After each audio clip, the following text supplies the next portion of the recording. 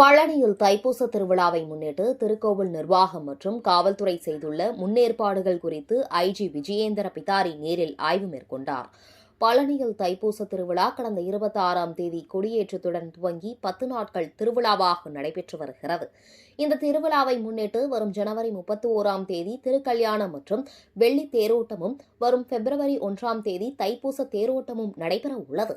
விழாவை முன்னிட்டு லட்சக்கணக்கான பாதயாத்திரை பக்தர்கள் பழனி நோக்கி நடந்த வண்ணம் உள்ளனர்.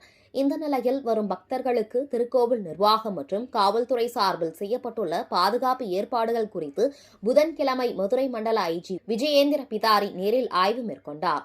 அவருடன் திண்டுக்கல் சரக DIG Swaminathan, Dindigul SP Pradeep, Palani DSP Dhananjayan ஆகியோர் உடன் இருந்தனர். பின்னர் மலைக்கோவிலுக்கு சென்று இணை ஆணையர் மாரிமுத்துவுடன் தரிசன ஏற்பாடுகள் குறித்து கேட்டறிந்தார். பின்னர் நகர் காவல் நிலையத்தில் அவர் அளித்த பேட்டியில் பழனி தைப்பூச திருவிழாவிற்கு காவல்துறை சார்பில் விரிவான ஏற்பாடுகள் செய்யப்பட்டுள்ளன என்று தெரிவித்தார். அதேபோல குழந்தைகளுக்கு ஒரு QR கோடு ஏற்பாடு கூட பண்ணியிருக்காங்க. ஏதாவது மிஸ்ஸிங் போயிடக்கூடாதுன்னு. அது கண்டிப்பாக எல்லாருமே அது ஃப்ரீயாக அந்த வசதி இருக்குது, அது யூஸ் பண்ணணும். தேவையான இன்ஃபர்மேஷன் எல்லாம் கொடுக்கறதுக்காக எல்லா ஏற்பாடுகள் பண்ணியிருக்காங்க. எல்லாம் நம்ம ரிவ்யூ பண்ணிட்டு